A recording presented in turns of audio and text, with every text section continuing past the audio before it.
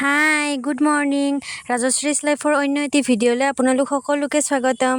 আজি আকৌ ৰাতিপুৱাই ইমান টান ৰ'দ ওলাইছে নহয়, মোৰতো আজি ভিডিঅ' কৰিবলৈ মনেই নাছিল, তথাপিও কৰিলোঁ আৰু।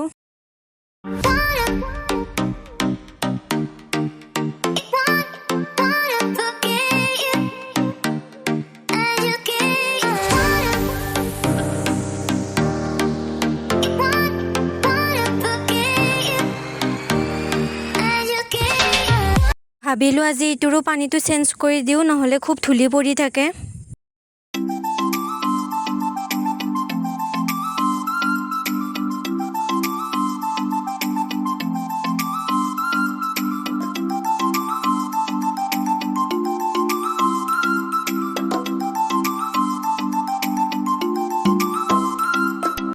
এয়া দেউতাই ঘৰতে হোৱা কচু উঠাই আছে, আজি হেনো কচু খাব।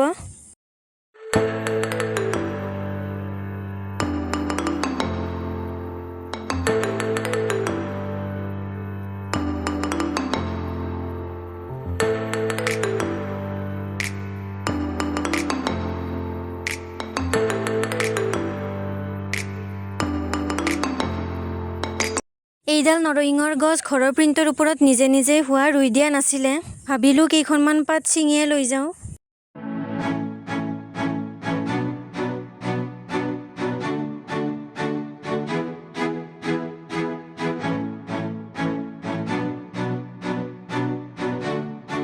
ইমান গৰম পৰিছে, সেইবাবে নেমু পানীকে অকণমান খাই ল'লোঁ। কেইদিনমান আগতে মই ফুলৰ টাব অৰ্ডাৰ দিছিলোঁ, আজি আহি পালে ভাবিলোঁ আপোনালোককো দেখুৱাওঁ। আপোনালোকে যে বাৰান্দাত থকা ফুলৰ টাবকেইটা দেখিছে, সেইকেইটাই হয়, মই মাত্ৰ ৰিপিট অৰ্ডাৰ দিছিলোঁ। এয়া আহি গ'লোঁ মই ভাত বনাবলৈ।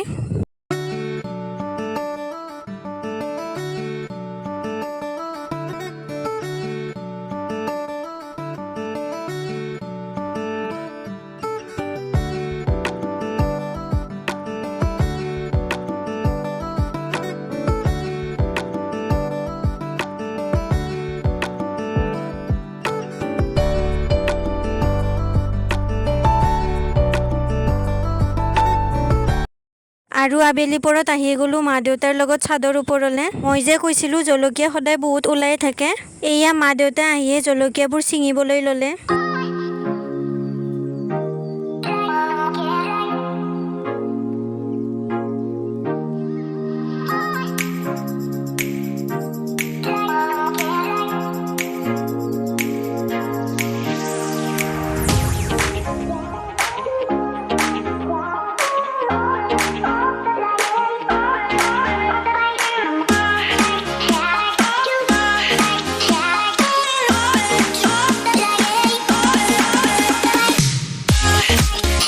এয়া চাওকচোন, আমাৰ যে বজাৰত ওলাই দীঘল জলকীয়াটো, সেইটোৱে ইয়াত নিজে নিজে হৈছে গছডাল, আৰু বেছি ওখ নহওঁতে চাপৰতে লগা আৰম্ভ কৰিছে। এইফালে মা দেউতাহঁতৰ জলকীয়া ছিঙা হোৱাই নাই, আৰু কৈছিলোঁ নহয় সদায় এশৰাশীকৈ জলকীয়া ওলাই থাকে।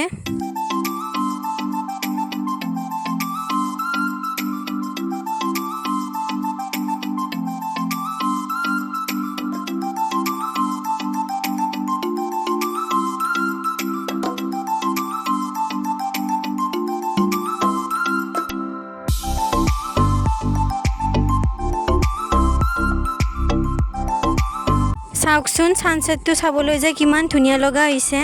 লগতে আজিৰ ভিডিঅ'টো আছিল ইমানেই। আপোনালোকে যদি ভিডিঅ'টো চাই ভাল পালে তেনেহ'লে like, share, comment and subscribe কৰিবলৈ নাপাহৰিব।